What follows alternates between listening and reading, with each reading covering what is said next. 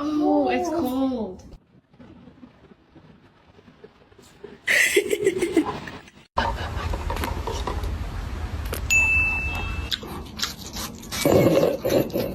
Oh!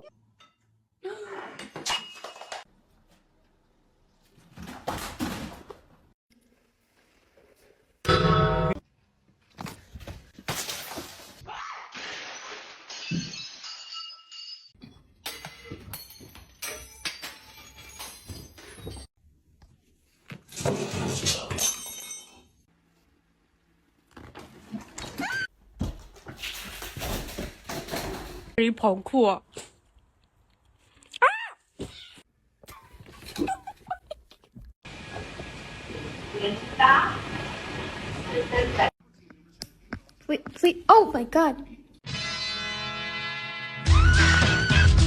No, don't switch the house. Finn. Oh, Jesus.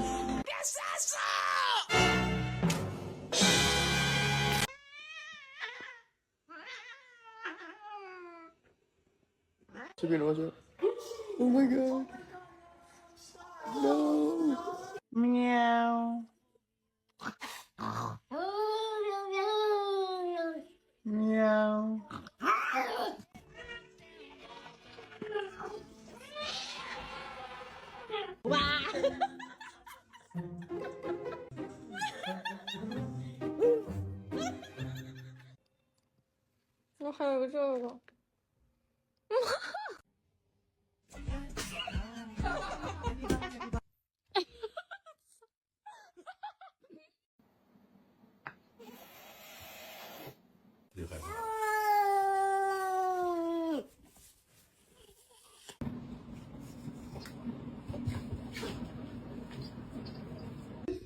What is that up there? Pate! Oh.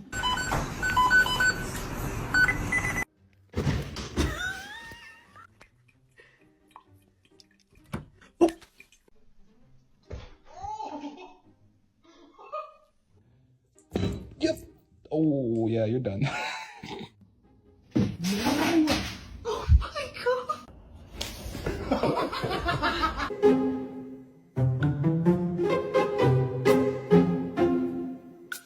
Don't do it. Oh no. Oh no. Oh no. Oh no. Tom!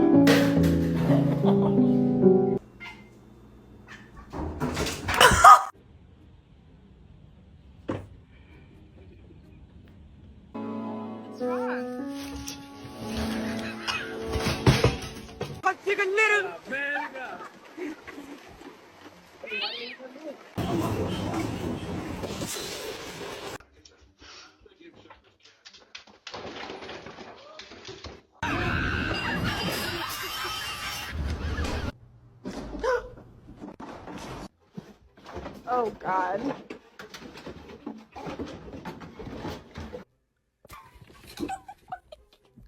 Who argued with Azam moments before he was stabbed, was behind the attack. He agrees to the Raggy! Stop!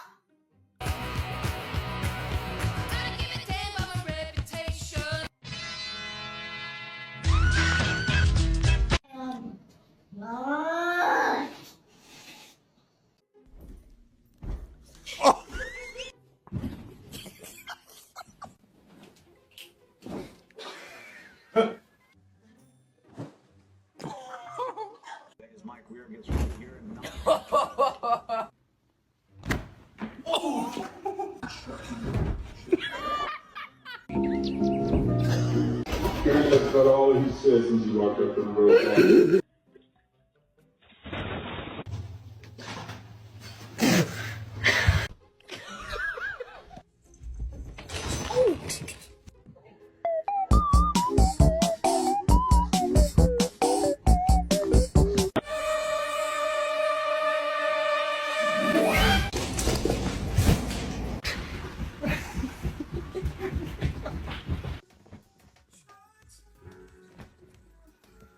Is that this?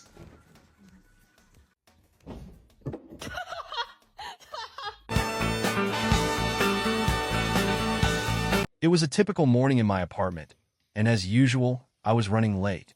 I rushed into the kitchen to grab some cereal, hoping to have a quick breakfast before heading out.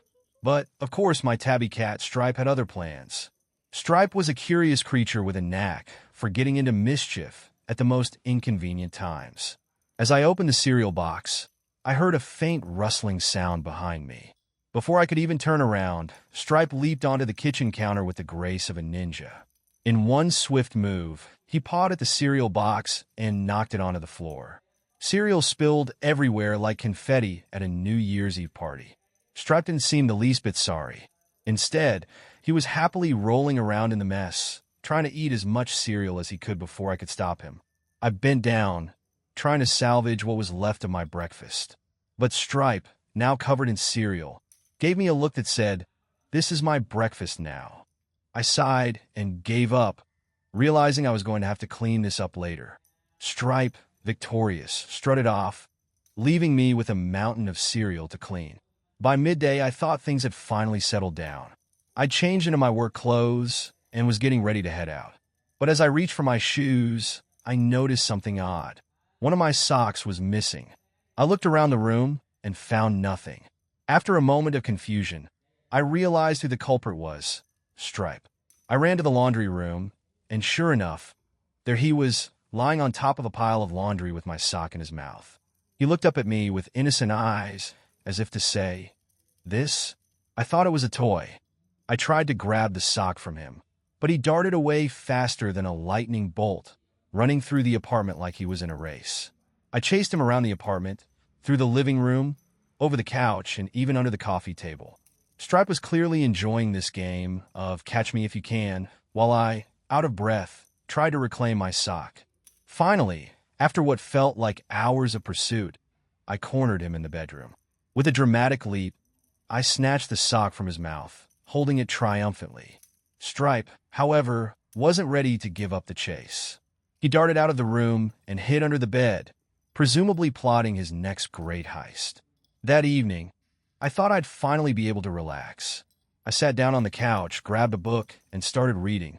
Stripe, as usual, was up to something. I had placed his favorite feather toy on the coffee table earlier that day, and I thought he had forgotten about it.